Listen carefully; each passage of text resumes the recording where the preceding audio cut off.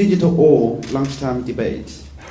I would like to thank our partner, TPIC, for the relaunch of the Huawei.eu website that Maha just presented to us. Huawei has been in the news these last few days, and I'm sure all of you have been following the developments and the media reports. Those among us who cherish the rule of law should be worried. You believe in the free market, in the respect of mutually agreed rules, and the principle of non-discrimination. Should you be alarmed with the behavior of the US administration against Huawei? What has happened to the sacrosanct presumption of innocence? The founding fathers of the US Constitution would be alarmed when confronted with the actions of the Trump administration. In a very European way, Huawei has been respecting all applicable laws and regulations. That has been the cornerstone of our success in the international market. And now, Huawei is becoming the victim of the bullying by the US administrations. This is not just an attack against Huawei. It is an attack on the liberal rules-based order, and this is dangerous. Now, it is happening to Huawei. Tomorrow, it can happen to any other international company. Can we shut the eyes to such behavior? If we do so, what will be the likely consequences of such a complacent appeasement in the future? I leave it to everybody to think about the significance of this development. Come back to today's topic, the 5G, the European way. This is the second biggest point I want to make today. Huawei's 5G solution is not just the best on the market, but it is to the large extent of European products. Many of the technologies are actually developed by the researchers and the scientists in Europe. As you may be aware, Huawei has been operating in Europe for nearly 20 years.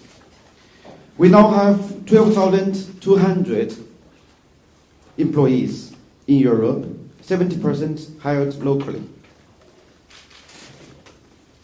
In 2018, we procured over 5.6 billion euros of goods and services in Europe. We have research partnerships with 140 top universities and research organizations across Europe.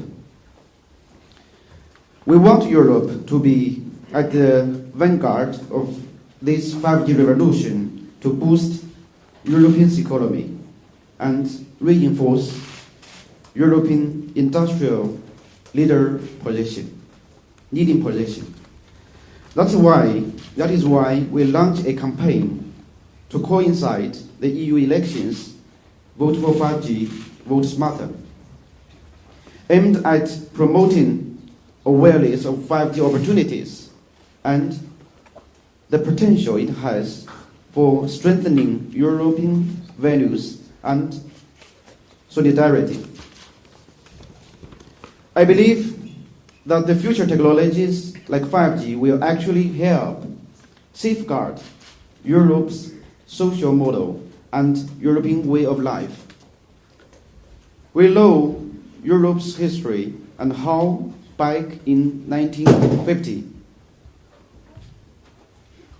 Robert Schuman delivered his remarkable declaration, Bracing Europe for the Future. We are at Another crossroads today. Now, nearly 70 years later, where the new technologies will bring tremendous changes to the societies and the future. Back in 1950, Europe lays in ruins. After the devastations and the tragedy of the Second World War, the old continent needed to reinvent itself and launch a new model through which its best values, including freedom, courage, solidarity, could flourish once more.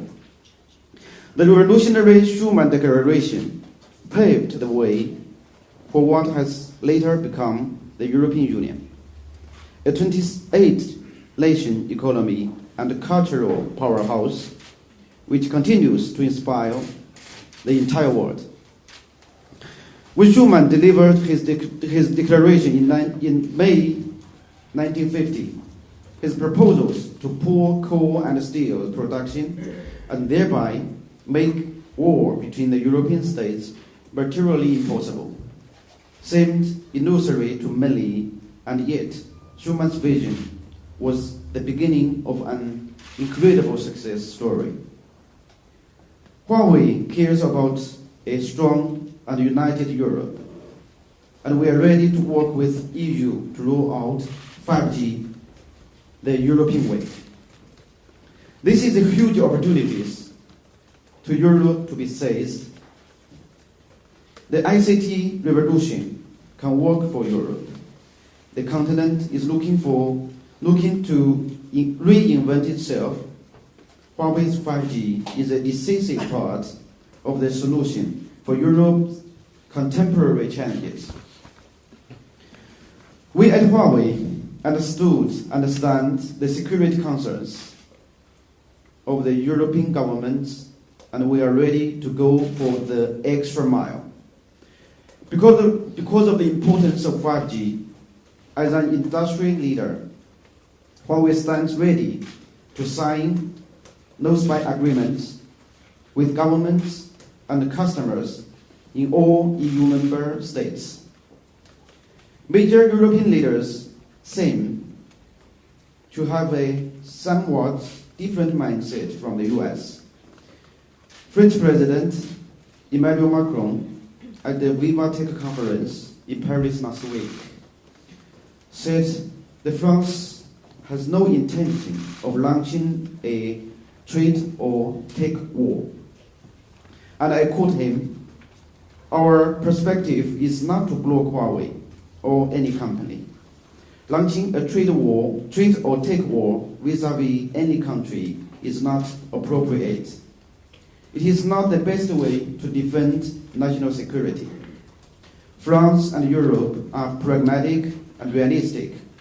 We believe in cooperation and multilateralism."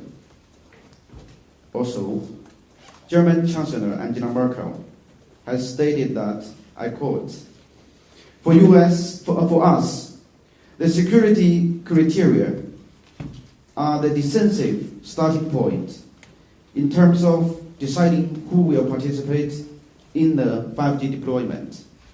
We are pleased that Europe is coming out with its coordinated approach to 5G.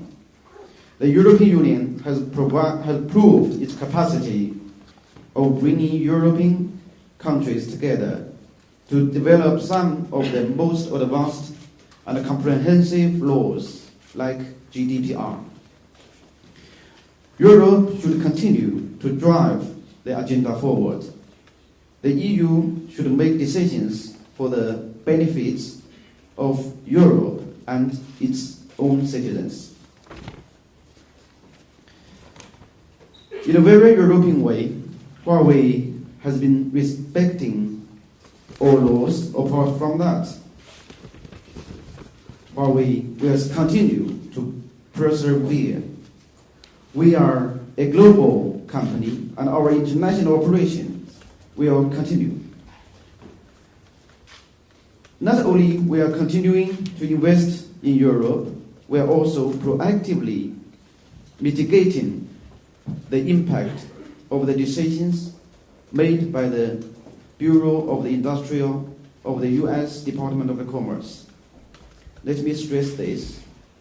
Huawei is going to do everything, is doing everything we can to make sure the negative impact of the decision is mitigated together with our business partner, including the one from US. So, in a nutshell, Huawei is here to stay in Europe, for Europe.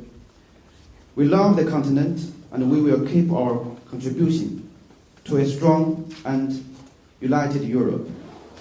I look forward working with you together here in Brussels on this win-win relationship between Huawei and Europe. We have so much to gain together. In the spirit of Robert Schuman, let's seize the great opportunities. Thank you.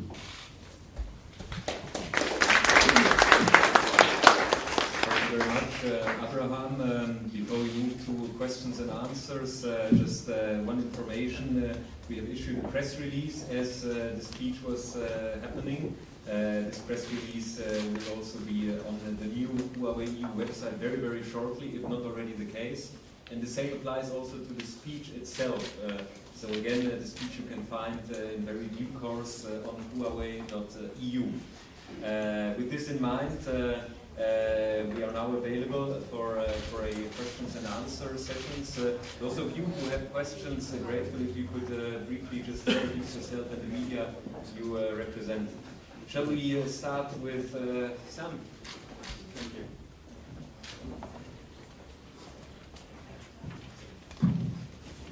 Thanks, Jacob. Samuel Stolzen, Euractiv. It's no secret that representatives from the US government are in constant dialogue with many journalists here in Brussels. How do you respond to the pressure that the Trump administration are imposing on the European market? And I've also got another question, if you don't mind. Have you been speaking with any of the US tech giants, such as Google, since the restrictions were announced? I start from a second question. Yes, I think the collaboration between Huawei and Google, it was a win-win relationship. It was a long-term, since long time ago. And with what's happening, our discussion between Huawei's team and Google's team was ongoing, because there was the existing business contract or relationship between Huawei and Google. On the other side, the political instruction or the forces interfered. There's no ordinary business. So it's not only Huawei's challenge, it's also Google's challenge. It's a shared challenge for the business, because we are actually the body of the market economy. So this kind of challenges, as I mentioned earlier, is not only about Huawei. It's about industry. It's about all the business. It's today's Huawei, and I noticed that nowadays the vehicle, either it's from Volkswagen or it's from BMW or from Toyota, becomes also the national security. So these kind of excuses may be used anytime, anywhere, soon to anyone. So this is a COVID challenge, as I mentioned. So your first question about the US pressure to our European stakeholders, I think it's new. It's unprecedented for us. I have never seen this before. We are a purely private company. We are employee-owned company, and we fully comply the international law, the EU law, and wherever we operate. We believed that this was our operation cornerstone, and it can support our continuous success. But this kind of, as I mentioned, the challenge from the current U.S. administration, by lobbying the government or our customer themselves in Europe is unprecedented. But I firmly believe our stakeholders in Europe and our customers in Europe, they are going to make their independent decision. They have their own value judgment. Thank you.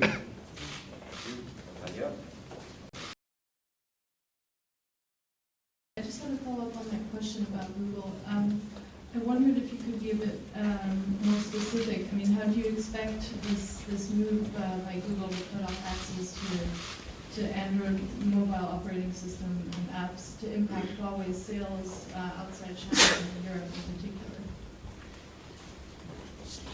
Since the discussion between Huawei and Google is still ongoing, I'm afraid I will not be able to bring very detailed information.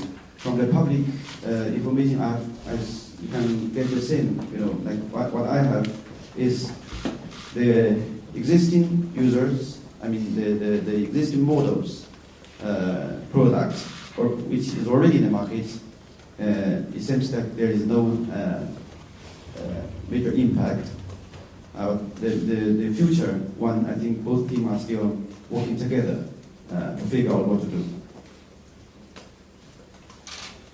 Michael? Michael Peel, Financial Times.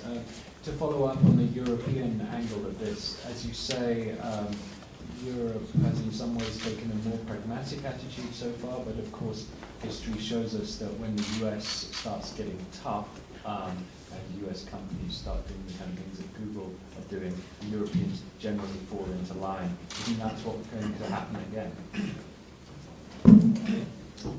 I was reminded by many media reports that there is a kind of methodology they call extreme pressure from the US way of handling either the international trade war towards Huawei company. I think this is kind of extreme pressure moment, and to be honest to you, you should ask the White House or the U.S. government what will be the next step from their side. But Huawei, after what happened last week, we have assured, and we are busy also talking to our customer, which is the telco operator. We are very confident that the major solution, like 5G, like the core network or the optical fiber, the major solution for the next generation ICT infrastructure is still there and is still fully available from Huawei. So our support will be even stronger. There was a saying that the great success with great big enemy. I think the Huawei nowadays we are more than ever united to support, in order to support our customer, as a feedback to the trust they have put on us, and we are happy to share with you our 5G will not only be available, and we are still going to keep the leadership for a long period of time again, compared to other competitors. James, just pass the mic like that. Sorry. Hello, Abraham. It's James Chris from the Daily Telegraph. In Europe, Chinese companies have had quite a long history of anti-dumping measures placed against them, for example, on solar panels, on steel products. And you're probably aware that British Steel looks like it's about to go into administration today. So why on earth should anyone in Europe shed tears for your company when other European companies are being put out of business by unfair competition from Chinese government-backed companies? First of all, I want to share with you, as I mentioned, Huawei, we are headquartered in Shenzhen. This is a fact. Nobody can choose where we were born. But as a matter of fact, Huawei in Europe, we are also a European company. We have 12,200 employees and a lot of research and development program and manufacturer, a lot of activities. Nowadays, I think ICT industry is one of the most global collaborated industry. If you compare Huawei to any other ICT company, the only difference may be only where the headquarters is registered. We all have the global research, global supply chain. And all the other European companies, they have also big factory or manufacturing center in China, R&D center in China. So that's the first message I want to share with you. You know, Huawei, we take ourselves as part of, European company, is a global company citizen.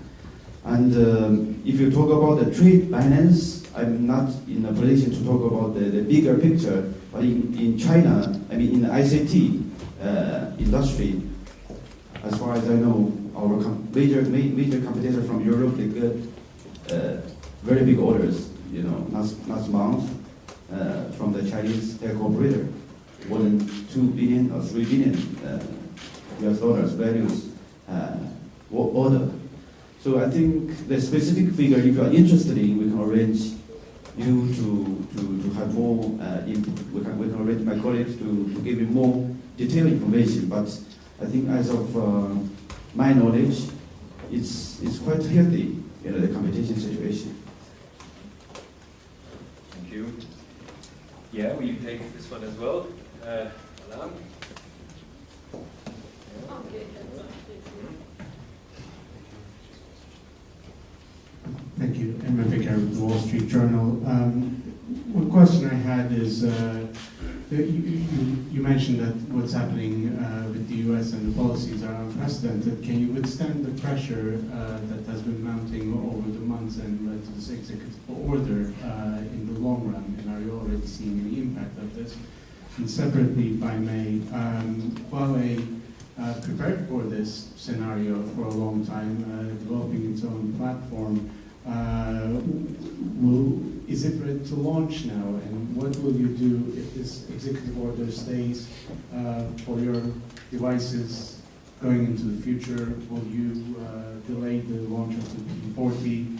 And lastly, if I may, are you some European companies like Infineon are saying that they're stopping shipments of US-made components because of the executive order. Are you seeing this as a broader problem from your European cooperation and business groups? Thank you.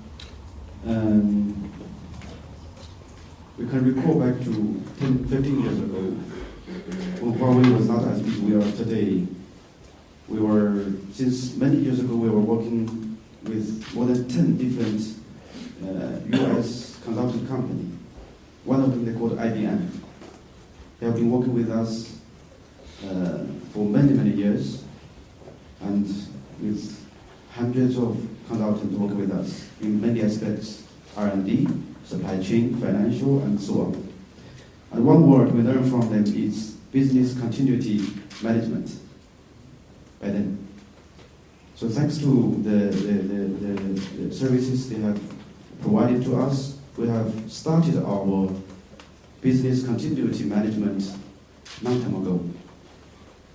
As a result from those continuous efforts and investment, when we are now in such an extreme situation, we will be able to safeguard the possibility of provide our customer the continuous support. Of course, there might be some minor impact from some components or parts, but I can assure you again that the main solutions or the leading solutions, the advanced solutions, has been safeguarded by our own, you can call it a backup plan or business continuity management. Thank you. Sorry, on product rollout, are you planning any delays to the timetable for the P40? For the 5G, there's no delay. We are fully loaded, and we have even for the existing network, we have the enough stock of the how to call it, the backups, for those kind of spare parts. We have enough stock to support our network, and for 5G, we have a full capability of supporting our current contract and also the more to come. Okay, Catherine, you had a question? Catherine Pure, EU reporter. You said that you don't know what will be the consequences of this approach of the US. You spoke about the free market and how to support it. But could one of the consequences be that China would open its markets a bit more to players like Google, like Facebook, like Instagram, and give them greater access to that market? Thank you, Catherine. Every year, or last year, our procurement to US market is $11 billion US. So as a matter of consequences, this $11 billion have to go somewhere. Either in Europe or Japan or Huawei's own chipsets, we will be able to share with you maybe next year. And regarding the operating system, we are still busy on talking with Google, working together with the Google team to work out the possible way.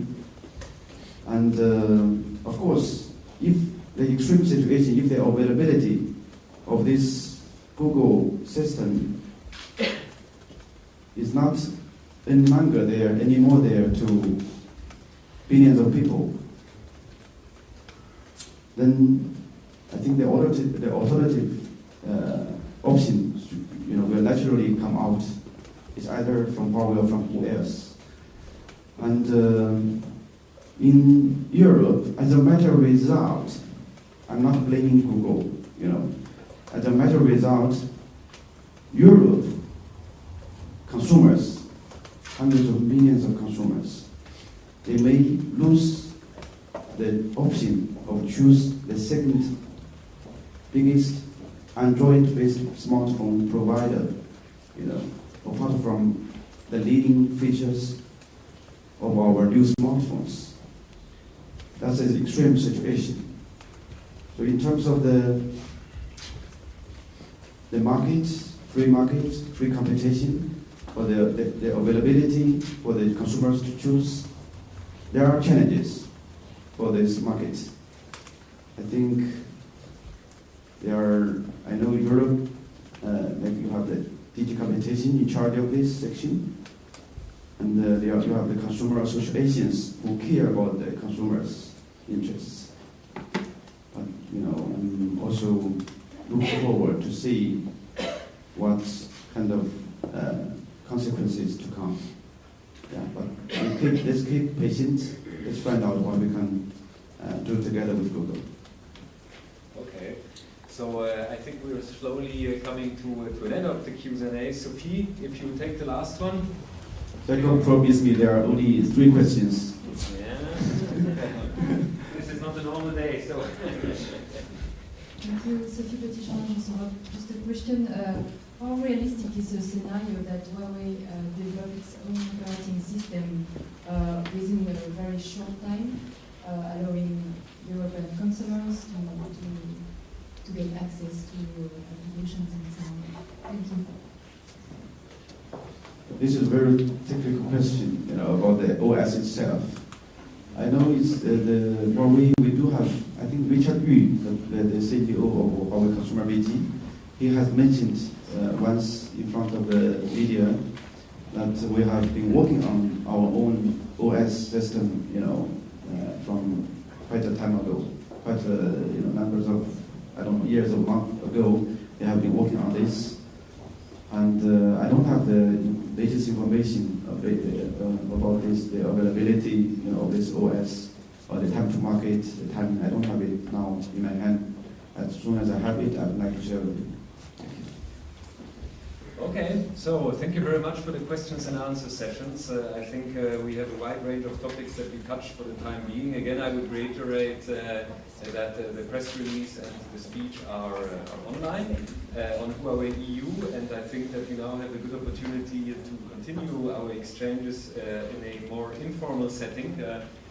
We have this beautiful cybersecurity center at our disposal. Thank you also to the head of the cybersecurity center for making this possible.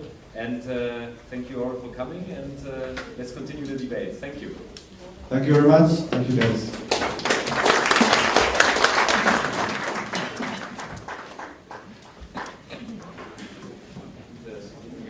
It was a bit more than 3. It was 10. We had so many people here, then yeah. So.